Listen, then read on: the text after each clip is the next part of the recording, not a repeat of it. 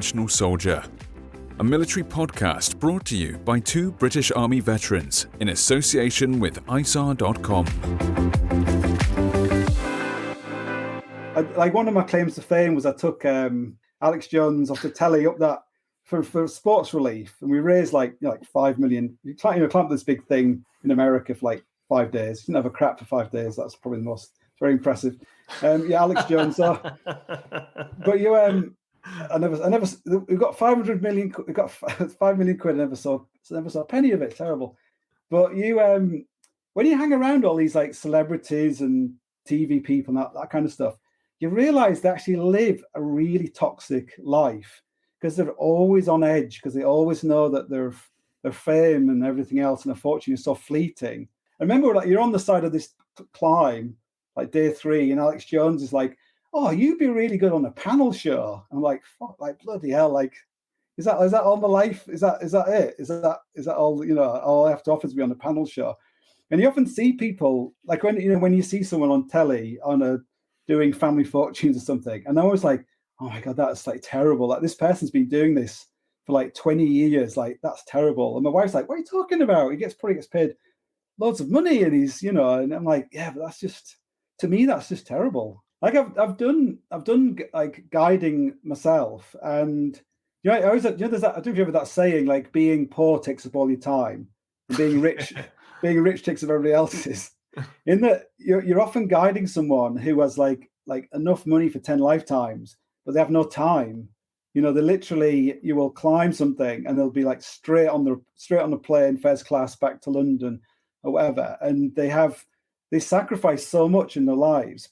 But what the change in some people, like in the people who are running these companies, the people with lots of money, where before they might buy, you're hanging out with someone who's rich when they say, "How do you make £1 million? Start with £1 billion and buy an airline." Like people don't have jokes like that in Hull. I'm telling you, It's going to be a lot of apologies for Hull this podcast. John Prescott will be ringing me up.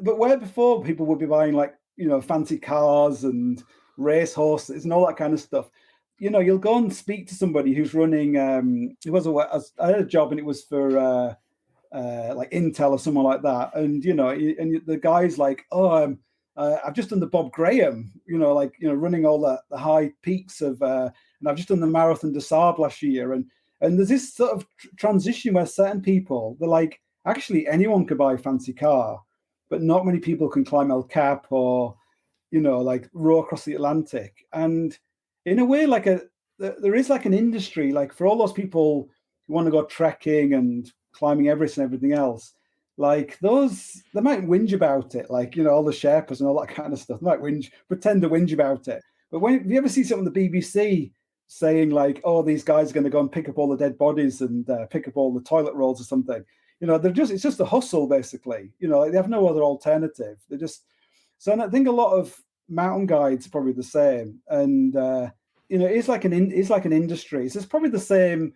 We go traveling to India or traveling to Egypt, like in the Victorian times, they were the richest people around. And we're now, I've met people who went to climb Everest. One guy was from the Isle of Man, and like the Bee Gees had paid, given the money to climb Everest. And you meet people and they're just ordinary people, but they have this ambition and they want to build their own boat and row across the Atlantic. Or I think that transition, because I had that when I was a kid. I thought, to go on an expedition, you had to be invited by Chris Bonington or somebody. You had to be.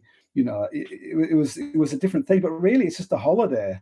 You just buy a ticket, pack your bag, and off you go. If you want to go to Alaska or Patagonia or Himalayas or whatever, you just have to just turn up. You just have to buy the ticket, basically. And I think, in a way, that kind of democratization of these things is good. And a lot of people will come up to me and they'll be like, "How do you afford to do all these adventures?" And I'm like, "What do you do?" And they're like, "I'm a lawyer." It's like I make like $8,000 a year and I can afford it. Like, that's not really a reason why you can't do it. You'll see people who do like amazing things. Maybe that's one reason why people join the military, because they want that. There's no other outlet. They don't know how to get into outward bound stuff or sport. Like, a lot of, in the past, people joined the military because they could get into like sport without being a professional footballer or whatever. Probably less so now. Hey Andy, I can tell you right now, mate. When I joined up, when Kev joined up, all the brochures showed loads of people out skiing, diving in the Caribbean, and all the rest of it. How much of that did I do? It's all right, old bluff, isn't it, Kev?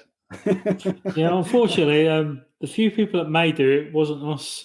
Just touched on something you said there earlier, Andy. So you said that soldiers often put themselves in danger because it's their job, and a combination of training, discipline, and fear, and letting their mates down drives them forward. So what attracts and motivates you to extreme situations? Do you like danger?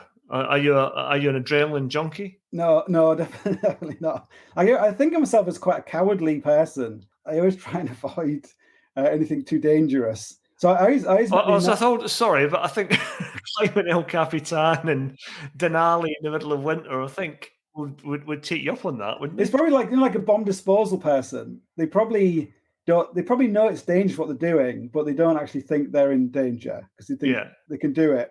But another analogy is like I've had quite a few dealings with animals, with wild animals, like with got attacked by like a baboon, I got attacked by an elephant, like a bear, and all this. So I've had these kind of weird interactions with animals. And when an animal is coming to attack you, that's adrenaline. Like that's like real fear. That's like fight or flight kind of thing. But if I'm like hunting the animal, that's something else, and that's what mountaineering is to me. Is that kind of mastery, craft, skill, experience of being able to do something dangerous, like trying to kill an animal that could kill you. But in one situation you're in control, and the other you aren't. The other one is like if you're in an avalanche, then that's the leopard on your back kind of thing. That's you fighting to not drown, fighting for your life, not to get buried in the snow. But when you're trying to avoid being in an avalanche, that's you like understanding the slopes and everything else, and knowing when to go back and when to put a rope on and all this kind of stuff. So like sometimes I'd wake up and I'd just have this like, oh my God, did I really do that? And I'd be thinking about, falling off something or making a like stupid mistake or something. There's things you do which, looking back on, were really, really dangerous. And there's some things out of you could say that, well, it wasn't my fault, like, but you were there you were standing there, you were in that place. It's like you were asking for trouble by going to do that. I have been very, very lucky as a climber, really, but I guess because I am actually very cautious. Like I have a reputation for being like a very dangerous person and doing dangerous stuff. When people climb with me, they're always like, actually, you're very. They feel safe, in that dangerous situation. So, Andy, we talked on previous pods in our series about how soldiers are selected for specialist roles, the sort of courses, the aptitude, mental and physical. Obviously, this isn't a luxury that you have in the climb world, especially when you're going on expedition with maybe a climbing partner you don't know very well or you've never worked with before. So what are the attributes that you look for in your team, and what are they looking for in you? I just have to be breathing, basically. Fair play. just turn up. Like I was once staying in Yosemite, and there was these two young lads, and one of them like they had basically very little experience, and one of them one in the evening was like, "Do you want to go and climb El Cap tomorrow?" And they're like, "What? I'm like, "Yeah, like we'll just go and climb this route on El Cap, and we'll just do it in a day." And they're like, "Oh, we don't have any don't worry. I'll do all the climbing. I'll keep the rope tight. It'll be totally safe. You can trust me." But we have to get up at like 4 a.m. So like, all right then, okay, we'll do it. Yeah, let's do it. Anyway, 4 a.m. comes round. There's only one of them. I'm like, "Where's the other guy?" He said, "Oh, he doesn't want to come. He's like, he wanted to have a lie-in or something, So we go off and we climb El Cap, and we get to the top and we come down. And I remember as we're walking back towards the car, the guy was like, "I'm sorry, I'm just gonna have to run off." I'm like, "Why?" So like, "I'm just like so happy," and he just like ran off down the road. And for him, that was probably at that moment in his life, that's probably one of the most amazing things he ever did in his life. And that other guy, he just got a lie-in. So yeah, and he'll go back and tell that guy, and that guy will be kicking himself for the rest of his life. Why did I do it? But it is often those people who just show that, like, do you want to go and sleep in a snow hole? Do you just go outside and dig a snow hole? Like, why you want to do that? Like, there's a bed here. You sleep in a nice warm house. someone would be like, oh yeah, that sounds great. Let's go dig a snow hole, or let's go for a swim in the sea, or let's go out in the rain or something. And it's those people who would just have that certain. I expect it's like 20% of people. Do you have an instinct with people? Can you, when you meet somebody and you're involved in a climb, or do you ever get a bad vibe about somebody on a climb? You're maybe just setting off on the first pitch and you think, I don't trust this person. Do you ever get that? I climbed with someone recently. I did a route in Ireland, which is like one of the longest routes in Ireland. And it was literally like I was sitting outside the coffee shop and he was walking in. He said, like, are you Andy Kirkpatrick? I'm like, yeah. He said, I saw this film on like a plane of you, like this film I made, the psychovertical film. And so I started talking to him. I'm like, do you want to go climbing? He was like, oh, yeah, that sounds great. So we rock up at this cliff like a few weeks later. And when he gets to the bottom, he says, like, I've got two belay devices, which you put the rope through and you hold the rope. He lifted them up, and one was a pulley, which isn't a belay device; it's a pulley, and the other one was a belay device. It's like that's a sign that this guy has no idea about climbing. And I was like, well, we just walked all the way up here. We'll just carry on. So we carried on, and then I was like, like you put like some protection in the rock, and you get up to it. And you had no idea how to get it out, and you'd be pulling on it, and you just realize that. I better not fall off, because he probably can't belay me. He's probably just going to let go of the rope or something. But I'm probably not going to fall off, and he's safe. Even if I die, he's going to be safe. And he just kind of, it's not textbook, but we got to the top. We ended up getting the top at 8:00 at night, and and it's just, it was a great day out with this guy. And he next, and after that, I met someone who said, oh, that guy, he's been going on a climbing course, and he wants to. It was like a fantastic experience. But then it's often like spotting the little tiny things. The classic thing was, someone said, you're walking along to the beginning of this climb and you get to a sty, and the other guy's like, shall I get the rope out? Or like when I went to Antarctica with these people, like Norwegians have this thing called pulsa, which is like bones that are boiled. Like they have them for Christmas meal. It's like lamb bones. So you boil them and they're smoked and you eat them. They're disgusting. Their job in Cape Town these two people was to boil these bones up, so we could take them to Antarctica and eat them on Christmas Day. And anyway, they boiled it dry. The pan boiled dry, and they all got burnt. So in my mind, I was like, that is a red mark against these two people. Because all they had to do was boil some bones, and they managed to fuck it up, basically. So, I think it's those little tiny things that people say or do. Much better to have someone who doesn't say anything rather than someone who says everything. I'm probably the person who says everything. But no, it's interesting that these Norwegians, they'd always say, like, Norwegian special forces, they basically like go in a snow hole somewhere, and they'll be there for like a month, and they'll be like crapping into those those insulated food containers, so that the Russians can't see the heat from the crap and all that kind of stuff. So that when they're trying to find someone to go climbing with, it's basically, could I spend a month in a snow hole with this person? Not like how good are they at firing a gun, or or what sort of qualification. So it's the same with climbing. I think is you can turn it with people who are incredibly random individuals, but you just think, well, someone I climbed with. He skied. He was the first person to ski down Everest. He skied down the north face of Everest. And at one point, his skiing partner, they set up an anchor to abseil over a small cliff right near the top of the face, 2,000-meter face. And the anchor failed, and he fell all the way to the bottom of the face and was killed. And this guy, Tormod, he had to then create his own anchor and abseil down and ski all the way down this face, past patches of blood and stuff from his partner. And I remember thinking, like, anyone that could do that, anyone who doesn't just sit down there and just pack in and I can't do it, is someone that doesn't matter if he doesn't have any experience. That's not important. He can learn all that stuff. This person is someone who's incredibly strong, and we end up climbing the Troll Wall together. And he had no experience, but he never wanted to go back down, and he was it was like a solid person. So, but I think most people are, if you make them aware that they are able and they can do it. Like, I don't know, in the military, how many people sort of fold? How many people go, I can't do it. It's very rare, isn't it, to hear that happening. But I think in the military, I mean, compared to climbing, if you're halfway up the Troll Wall or halfway up El Capitan, as you say, your options are very, very limited. Where I think if you're getting beasted in the army, if you want to fall to the side of a road somewhere or stop going up, the Penny Fan, the options there. But I think that's one of the major differences between what we're talking about here in both these worlds, the army and climbing. Often in climbing, there's no return for you. Yeah, you have to kind of hold it together maybe a bit longer. So, Andy, you're talking there about Antarctica, and I remember reading in 2014 you made the first ascent of the West Ridge of, I'll probably get the name wrong now, is it Alvatana? Yeah. Regarded by many as one of the hardest mountains in the world, and during this period you spent 14 days in extreme conditions as cold as -50.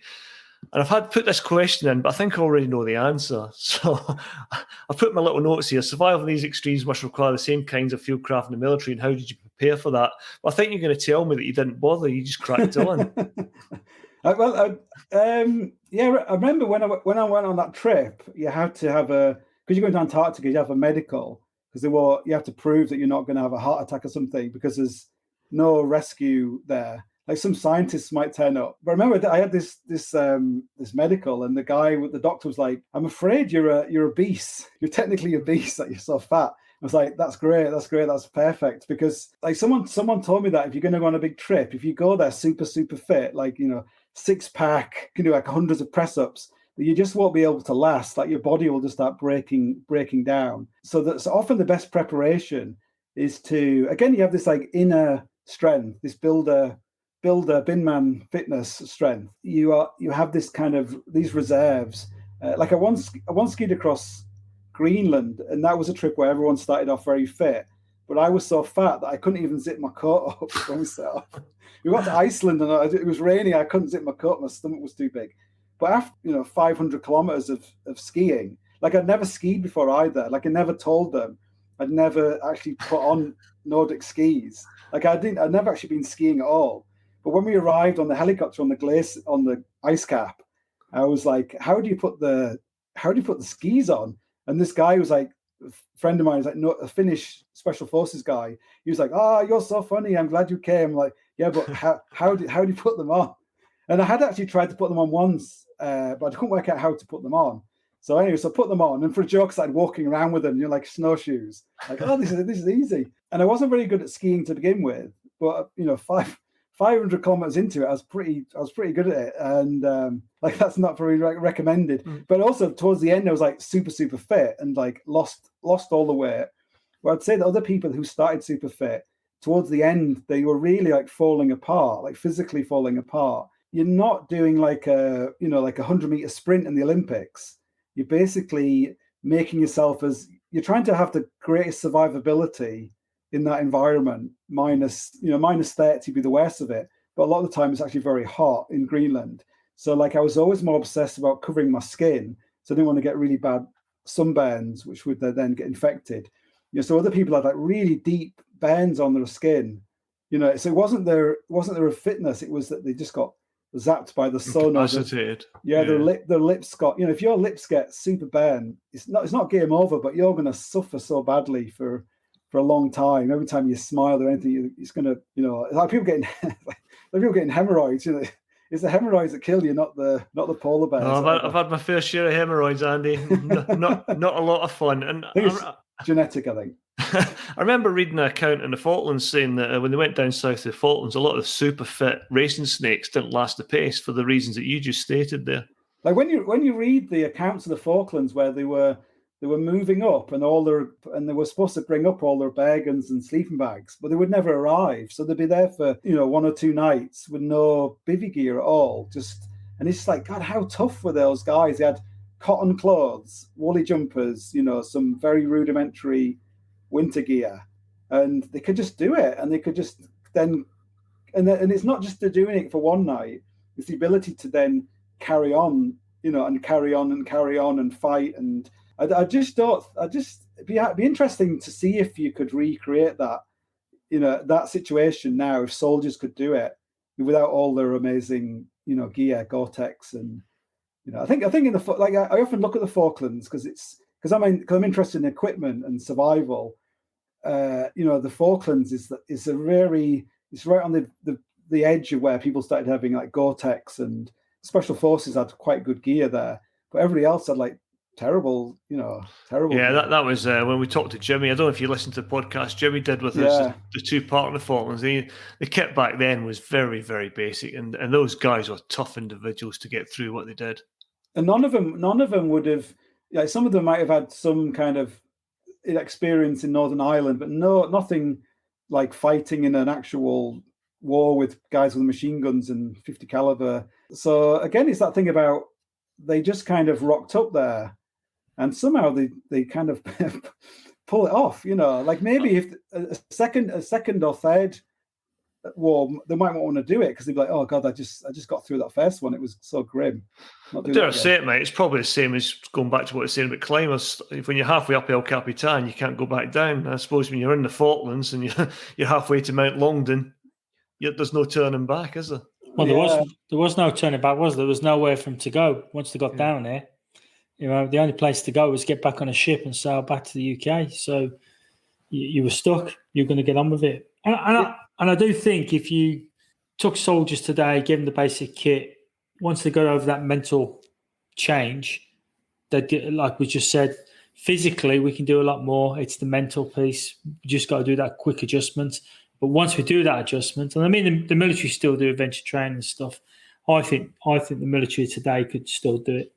Because I think when you see soldiers dying of like hypothermia or heat exhaustion, people will be like, "Oh, how can we let this happen? We must change the training or whatever." But it's the real deal, isn't it? It's like training people to be gladiators and saying they got like this guy got his finger cut off. We need to use less sharp swords or something. Like it's the nature of the game that it's a dangerous, like killing people. It's a dangerous business. It's and I think we are so insulated from it. Like when you like I spent like 5 months in Africa. It's a completely different mindset about safety. And I think we're in Kenya. They have like 5,000 deaths a year on the roads. You're just driving around. It's just and no one drives at night. So basically, all those deaths are basically in like a 12-hour period or something. And so their idea of risk and danger is completely different. Well, it's all relative, isn't it? And it's the same on ops for soldiers. It boils down to basics: keeping yourself and your blokes alive. And you've already talked about it when you're on these expeditions, eating and sleeping, and returning to normal world with all its trivialities can be difficult. And I imagine that's not too different from climbing extreme conditions. So do you have that thing, Andy, where you go away, you do some of these extreme climbs, and then you come back to sort of the mundane realities of everyday life? And do you find that difficult to cope with? I guess it's like that whole, the end of Hurt Locker, where he's walking down the supermarket. It can be like very jarring. You have that initial return to the real world, and it's like so nice, and you have a shower, and you sleep in a bed. You go down to the pub and you can get a drink and get a burger and all that kind of stuff.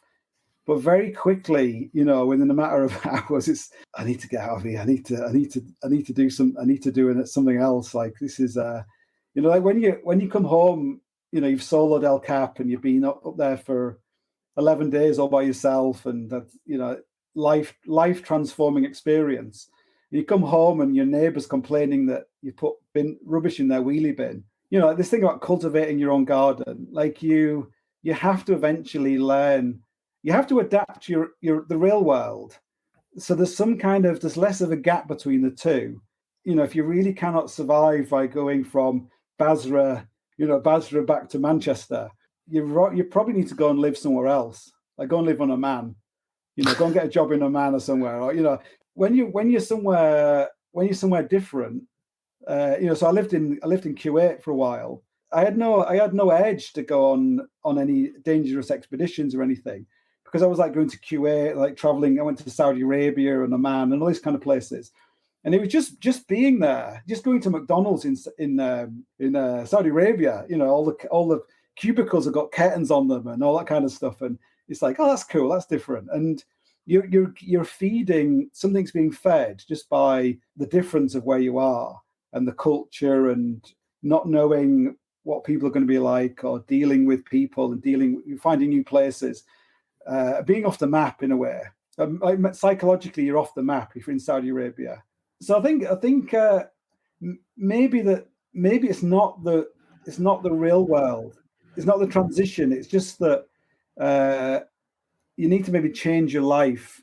Maybe you're like running away from your real life. Like I call it locked in life syndrome. It's where you have this life where you're married, you've got this boring life, you don't really love your wife, she doesn't love you, you got this job you don't really like, you're just not very happy, but it's not so bad that you have to really do anything. And what you do is you think like, what I'm going to do, I'm going to buy a motorbike instead. I'm going to just, so you're always like trying to escape from this life that you're not really happy with to do other extreme stuff. I'm going to get into base jumping. I'm going to get into something else. And I think that's very, very common with most people. You're in there, your eyes are moving. That's all that can move. Making that transition to saying, look, we don't love each other, but maybe it's not to do with us. Maybe it's to do with the situation you're in. Why don't we just like sell everything and just go and we'll just do something else? And if it doesn't work out, what does it matter? We'll just sell the house. What does it matter? And they'd be like, oh, we can't do that. Think about saving bonds. So people kind of get trapped in a certain kind of living. And when you give, I think there's a peer pressure for that as well, isn't there? Yeah. Look I remember when I was living in a squat, and I decided to go and live in France. And I remember my mate going like, "Look what you're giving up." I was living in the corridor of a squat. The window was broken. I'm like, what do you mean I'm not giving anything off? But it's like, because it's the same thing about the working class thing. It's the biggest, it's like a wall, but the biggest stones are on your side, and they're put there by everyone around you. Like don't do that. Like don't go and go crazy. Don't go and move to Canada or something. Like it might not work out. And it's like, well, if it doesn't work out, I'll just go back again. Like several times in my life, I've had absolutely zero, like no possessions. Like this friend of mine who's an ex-Royal Marine, he's got like one of Saddam Hussein's carpet on his wall, from some palace somewhere, and he's got all this stuff in his house. I haven't got any stuff at all. Like my whole life, I've not managed to collect anything. I don't own anything. I don't have a house. I don't have a pension. I have all this kind of stuff. And he's like, "You're so lucky, You're not tied to anything." Yeah, and it is that you need to balance these two things. You don't want to transition from this normal life, because really that should be your normal life. If it becomes, if like diffusing bombs, becomes what you really want to be doing rather than like going to the park with your kids, then there's something wrong, maybe. Or right, maybe. Yeah. or just go for it. Like go like do 100%. Go for it. Like, but don't inflict that on other people. Don't come back and be like, oh, like horrible to your wife or horrible to your partner. Like, just be a man about it and just say like, look, I'm just because what happens is you say, I'm going to divorce you and I'm going to become a mercenary. I'm going to go on the ships and I'm going to be like, protect the ships going down past Somalia. Day two on that ship, you're like, oh God, I wish I was at home. I wish I was taking the kids to school, and I made such a terrible mistake. But sometimes you have to go away to feel like that to realise what you've got.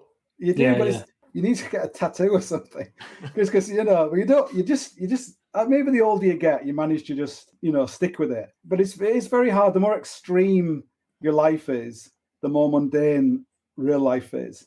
No, I agree. But like we. Like near where we live, there's like the biggest lake in the British Isles. It's in Ireland, so technically the Irish don't like to say in the British Isles, but it's in one of the biggest lakes in Europe. And we've got like a little boat, like a lake boat, like a wooden lake boat. And we go out there and we go up to this. We just like go along with the engine and all that kind of stuff. It seems kind of boring, but I really enjoy it. There's something about it because it's not extreme. Trying to acknowledge that I'm having fun, but I'm not going to die doing it. I don't have to be, you spend your whole life like wrestling with wild animals. Like eventually you just have to get to the point where you say, actually, I'll just get some binoculars and I'll just watch them from afar because they're kind of cool. So. Changing things, isn't it, that make you happy? So what drew you to writing, and how did you overcome your dyslexia at the time? Well, look at you go away and you do these like crazy tricks. One way to make some money out of it is to write about it, and you might sell an article to a magazine. I did this climb with somebody, and it was a total disaster. It was an epic. Like the first attempt, we got halfway up in the winter time on this big 1,000-meter high face in the Alps, and I dropped my boot. I was on a bivouac, so I was trying to get my boot off, sitting on a tight, like there's lid of a wheelie bin, sitting on this little bit of snow. And I dropped my boot, and my boot went all the way to the bottom of the face. So the next day we had to like retreat all the way down, and I found the boot at the bottom in the snow. So we went back, and anyway, it was a total epic. And the guy I was with basically never climbed again. Like for him, that was it. That was as far as I wanted to push it. Didn't want to do it again. But for me, it was like a really like, this is terrible, and I think I'm going to die. But this makes sense to me. This is something that really makes sense. I feel like I'm not good at this. I'm not good at this, but I'm better at this than anything else. So I came back and I decided I wanted to write the story of that climb, and I managed to get a computer off somebody. I went around someone's house at a computer. This is like 1994 or something. Not people didn't have computers. Some people had computers, but not many people. I went to this person's house and was like typing this thing out, and then I think I like highlighted it and then deleted it all. I didn't realize you just go backwards. So then I started again, and then I think I deleted it twice. It took me 2 years, and twice I completely lost the whole thing, and I'll start again. And my wife at the time, I was married before, was she was like a teacher. In fact, I married my current wife, my future ex-wife, is a teacher as well. So I keep marrying these teachers because they can teach me how to spell. So so I'd write this thing, and I'd give it to my wife at the time, and she'd be like, "That's terrible. That's like sixth form rubbish. Like, that's terrible." So I write it again and give it to her, like, "Oh no, that's awful."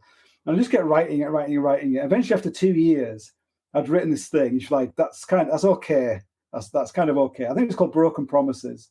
This thing, and so I took it to work, and this is the thing about this kind of weird inner confidence. You got this like working class thing of being crap, but deep down you got this inner ambition, confidence. I faxed it to Climbing Magazine, which was the biggest climbing magazine in the world, which is an American climbing magazine. So this is like faxing it to Rolling Stones, basically. So fax it through, and then I go home next morning, come into work, and there's this fax there from Climbing Magazine. "We love this. We're going to run with it, blah, blah, blah." Now, that fax is probably more important to me than the climb itself. Writing the story of the climb was a hell of a lot harder than the climb itself. Like was this Psycho Vertigo? The book became Psycho Vertigo? Well, that story ended up being in Psycho Vertigo of the climb. Right. But then on top of that, I ended up writing. So I wrote I started writing articles for Climbing Magazine and UK magazines. Then I got like a gig being like the gear editor of a magazine, and I was writing.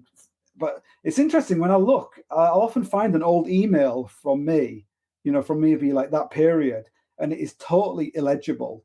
Like how my editor managed to translate what I was writing into English, I have no idea. It must have, I don't know what a verb is. I don't know what a noun is. I don't know what a present imperative is, or like my kids will be like, "Dad, how do you spell once?" I just don't know anything about grammar or anything like that. But I do understand my limitations. Like I understand, then rather than, or when, or we, or all these kind of things. I've kind of learned how to spot certain mistakes in my kind of writing. And anyways, eventually, someone from Random House, could you come one day? If you're ever in London, come and visit us. We'd like you to talk about writing a book for us. And I have this thing about, if the more you grasp, the more, the richer you want to be, the poorer you'll become in a way. It's like the analogy is like holding like sand in your hand. If you squeeze it too tight, you'll lose it. So I was like, okay. And I didn't see this. I didn't go to London for like 2 years. And then I got on this writing program in Canada, and the guy who invited me from Random House was the editor on this writing program. It's like, that's it. That's what it's meant to be. I'm going to go to this writing program, with all these writers, and I'm going to get this book deal. And then I realized I double booked it, and I had to do a talk for some charity in London for Sherpas or something. It's fate. Like, I'm not meant to go. So I said, I can't do this writing program. I'm going to have to do this lecture instead. And then the following year, got on the writing program, go there, meet the editor. He's like, let's do this book. And I ended up writing this book. But I'd never written a book before. And to write your first book, you need to write a book first, because you just don't know how to write a book. And what I did, I just kind of just banged the whole thing out and then sent it to him. And I imagined you'd have this like months of like sitting down saying, the second word here in the first line, should that be blah, blah, blah. And instead he just got this email back going like, that's great. It's gone to the printers. And I was like, what? Like, So that's got to be unusual, though. I think these days it's not. I don't think. I think these days it's just like a sausage factory. They just like bang them out. I think, and because I always thought like I could have written a much better book if I realised that was the process. But anyway, the book came out. It won quite a few awards. It's translated into German and Polish and Korean, and it was one of these books where I'll be in a queue somewhere, and someone will be like, "Oh, did you write? Are you that guy who wrote that book, Psychometric or something?" Or it's kind of cool, but at the same time, you have, when I read it back, I was trying to do the audiobook, and I start reading it. I'm like, oh god, there's like repetition in that line, or all I can see is all the negatives. I can't. But at the same time, I'm, that probably means more to me as a human being than all the climbs in it. Yeah. Because it required, because now it's very unpopular for me to say this, but so I got 3 kids, one of each. So when my son was still, maybe he was like 12 or 13, or maybe younger, he had this diagnosis that he had ADHD, and he called into this like child psychiatrist type person, and all these like kind of people who I find intimidating because they're all qualified. I went in there with my wife at the time and my ex-wife at the time, and we're sitting there, and they say, "Oh, you go and play with the Lego over here, and we're gonna talk to your mum and dad." And they started saying, "Oh, Ewan has like ADHD and blah blah blah. Why? What's wrong with him? Like, what's the signs of ADHD?" He said, "Well, one of the things, he climbs inappropriately." And I was like, "That's what I do for a living." And then they're like, and he talks inappropriately. I'm like, that's what I do for a living. And they started telling me why I had ADHD. And instead of listening to what they were saying, I just started looking at the Lego he was playing with. And I was imagining like making something with the Lego. I was not interested in what they were talking about. I was like, "You're doing it wrong. Like, you want to put that bit over there and blah, blah, blah." And then my wife was like, "It's his fault. It's got it off his dad. His dad's got ADHD as well. He didn't know it." But within that one meeting, they wanted to give him like Ritalin, and I was just like, "There's nothing wrong with him. There's nothing wrong anyway." So, but it made me realise that this that you really have to come to terms with who you are. But I think like coming to terms with these things, like now I'm on the second time round dealing with parents who have got kids. And parents. This is going off the topic of this thing, but saying like, "Oh, my son's got this diagnosis of autism," and I'm just like, "He's not autistic. Like, and don't keep telling him he's autistic, and don't talk to other people about him being an autistic, and don't, because he will become autistic. He'll be that kid who was autistic, the same as I was this kid who was dyslexic." My mum always said, "You're not dyslexic. You're just lazy. You don't concentrate." And I'm like, "That's because I had ADHD." But really, I am lazy, and I don't concentrate. Like, if I really concentrated, like, I must be able to, I can write books. I basically make a living writing books. That's how I make a living, and I write books which people like, and I might get some spelling mistakes. But there's lots of people who are not dyslexic who can't write books. So it's not we really live in an age where we really fetishize disability in a way. Like I had for a long time, I had a girlfriend who was paraplegic from a climbing accident. There's someone who is paraplegic and she is not disabled. Like, she is the most super abled person you would ever meet. We skied across Greenland together and climbed El Cap together, did all this kind of stuff together. And she had never had one moment of saying, "Oh, I can't do that because I'm paraplegic, I'm in a wheelchair," or whatever.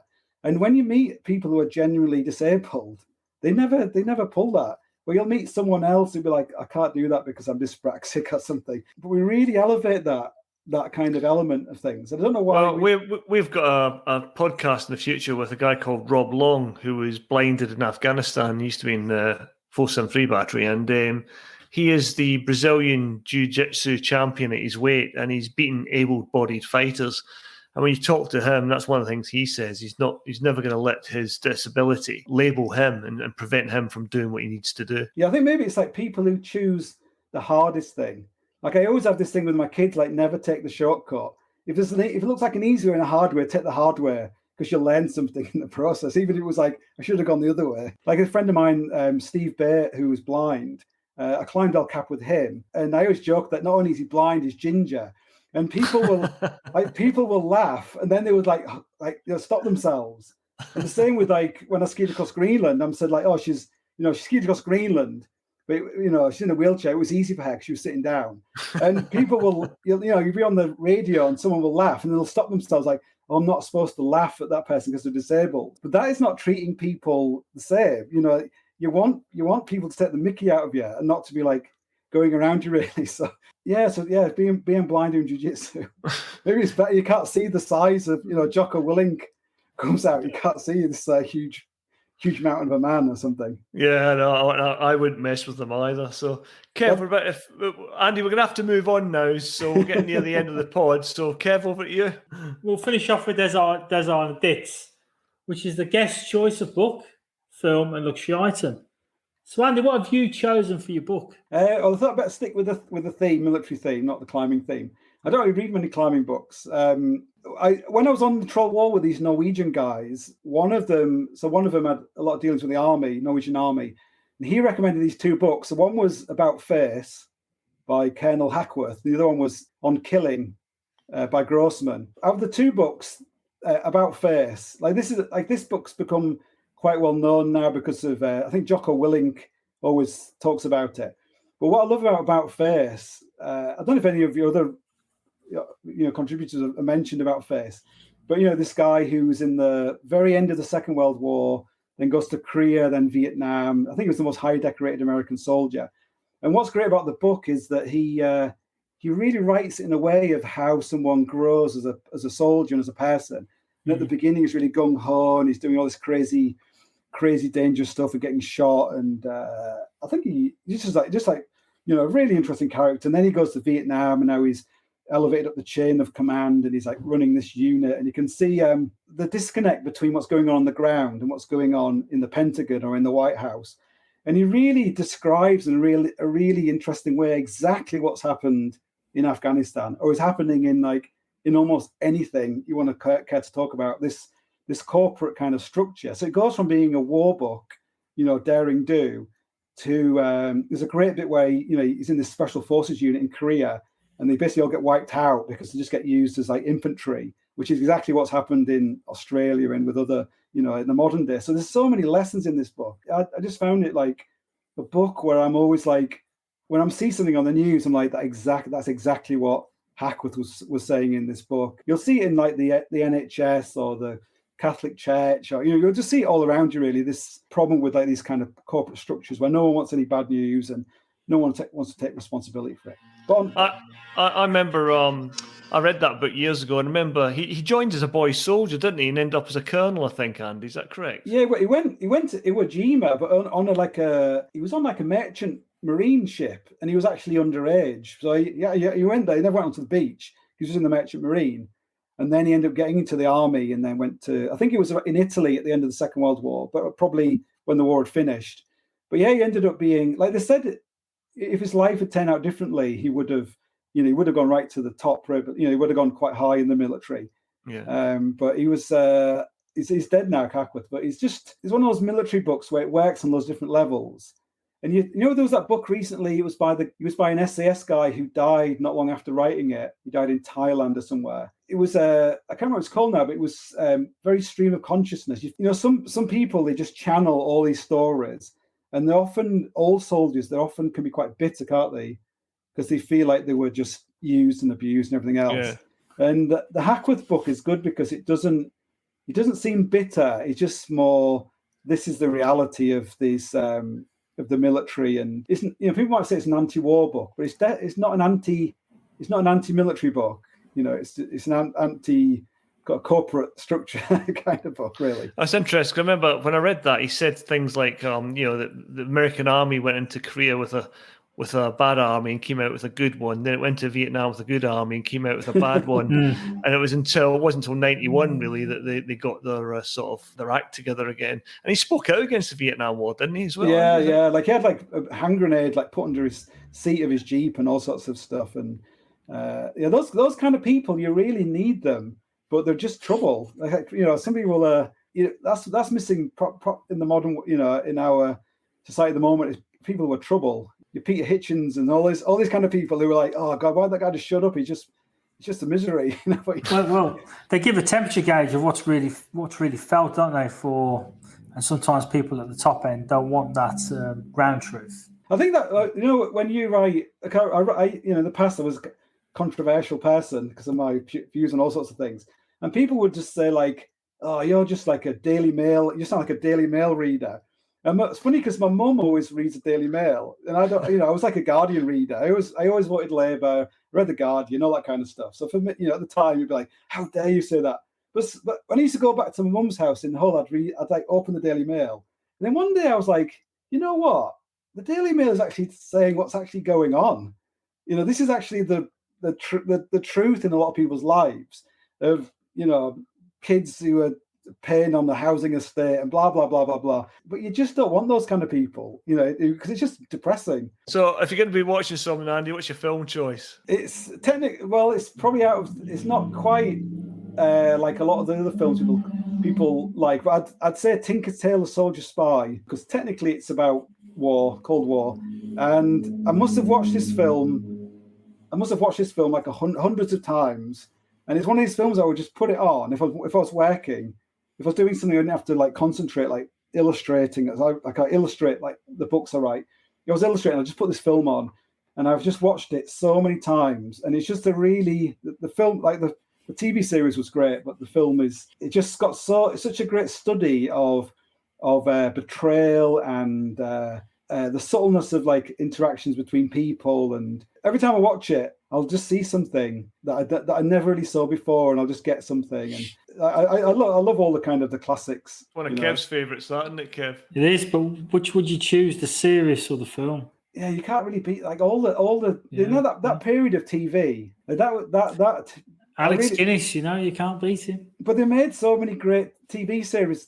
You look at them now and you're like, oh, that's terrible. Like it's badly filmed or whatever.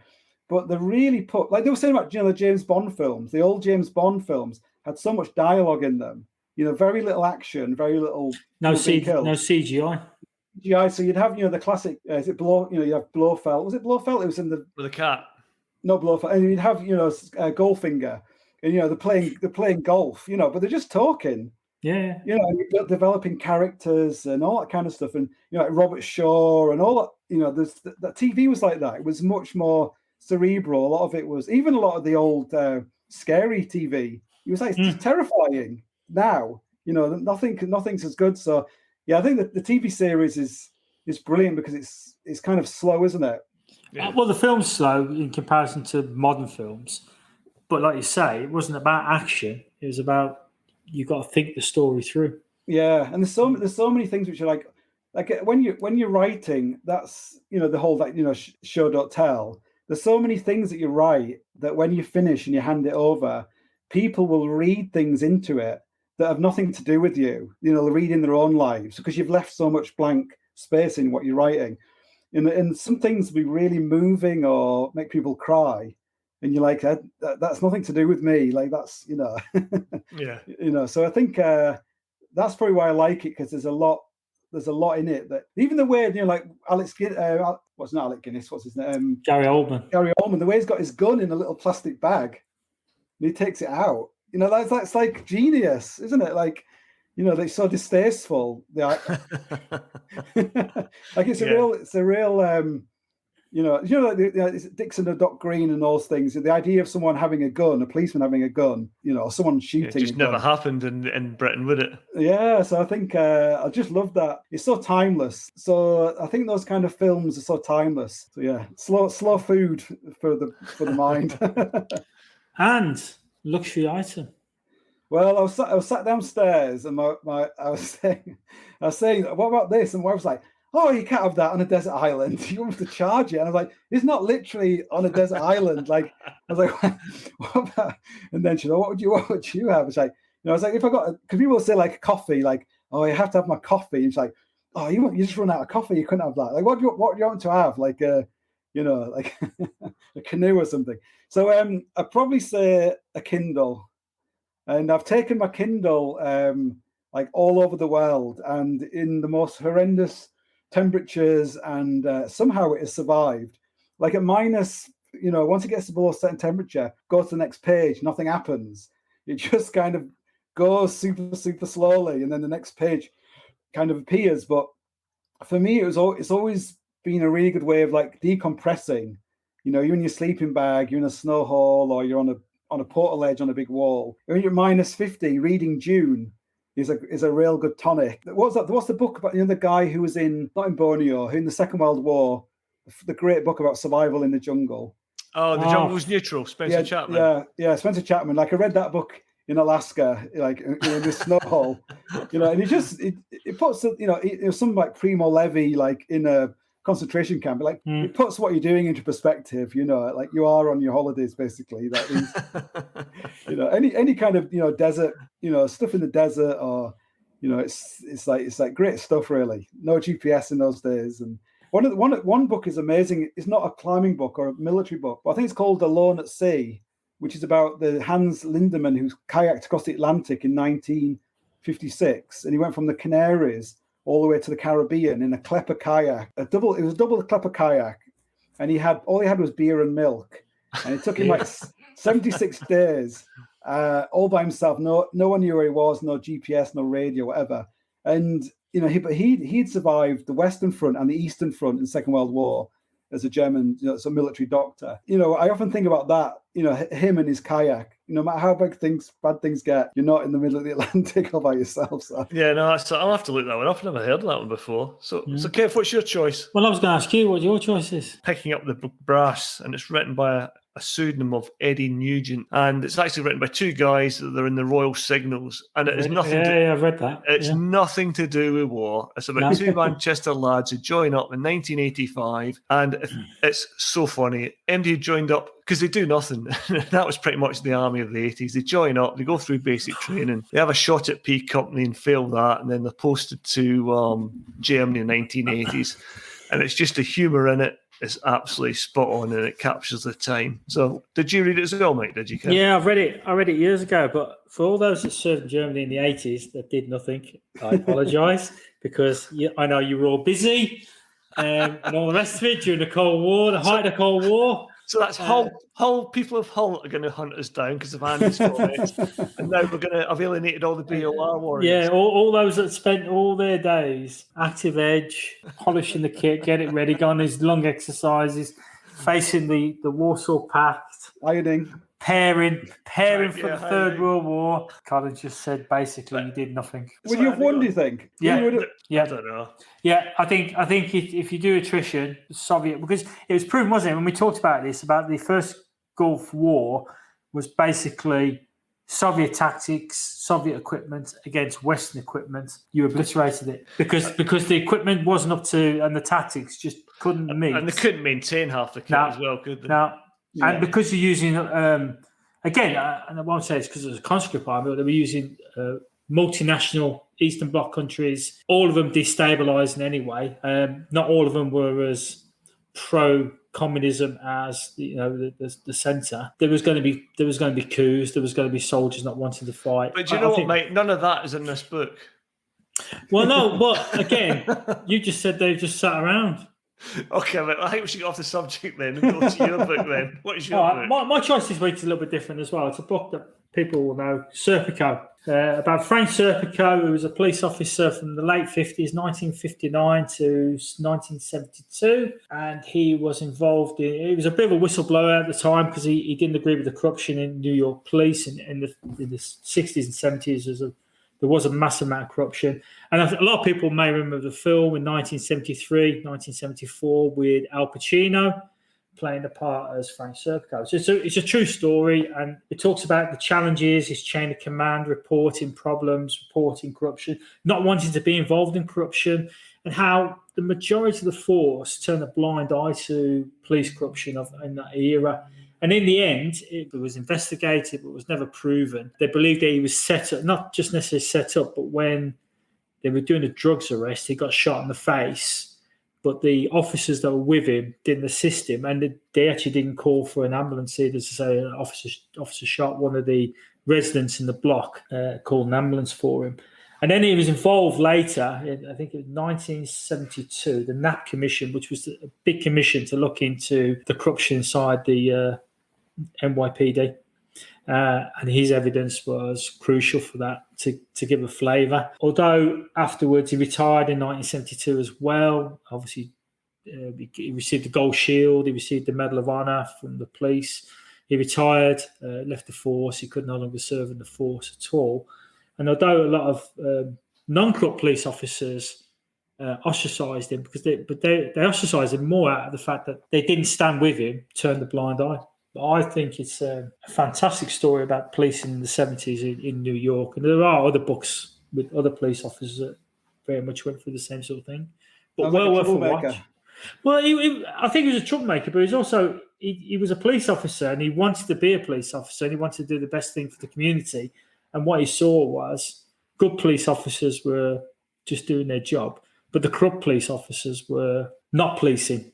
Yeah, they were as bad as the criminals. And I think there's a couple of series that came out about 75 districts and something else where the police were running it like a mafia. So there was whole districts or boroughs who had a mass amount of corruption, and so they were the biggest gang in New York. And it took many years for them to drive that sort of practice out. Well, yeah. I'm going to offend people now as well, because my sister's friend worked in New York for a bit, and she's working in a donut shop. I know this is stereotyping now. And this cop came in for the donuts, and she gave him 6 donuts, and off he went. And about 10 minutes later, he comes back and said that the box was short. And she looked inside, and there's 6 donuts in there. And then the girl she's working with came to one side and took it off her. Yeah. And what they were doing was there should have been some cash in there for the cops. Yeah. Oh God. That was in the 80s. Yeah, I mean, the NAP Commission set up the processes to start doing it, but if you think about a police officer 20 odd years, there was still interesting police officers serving throughout. Plus, it was got up the chain of command as well. It wasn't just the low level police; it was through the chain of command as well. So they really struggled to start, and that was the start of it, and that was in 1972. And obviously, there's always going to be corruption in any organisation, but New York police had a particularly bad reputation during the 70s. Hope you get to politics instead. Well, he's done speeches. He did run for election in one of the boroughs as well, but he didn't get through, and he supported other people. And it took a long time for him to become accepted back into the law enforcement fraternity. They realised afterwards. And I think the film really helped his story. Al Pacino was quite popular in 72, 73. The story came across really well, and it still stands today. Thank you, Andy, for coming on this podcast, and to you, the listener, for your continued support and suggestions. Keep them coming. And our email and social media links are at the bottom of our show notes. And as you know, if you want to send me a letter, put a stamp on it, send me that way, because obviously I don't do any social networking. Don't forget, Andy is touring the UK in October and November. Details available on his website, www.andy-kirkpatrick.com. You can find us on all the usual suspects, including Instagram, Facebook, YouTube, and Twitter. And if you download us from iTunes and like the podcast, it'd be great if you could leave us a review, as this is the best way of bringing to our attention the series. Thanks once again to Nick Beale for his continuing support and sponsorship to this series and offering technical support through his company ISARR. We'll see you next time on The Unconventional Soldier.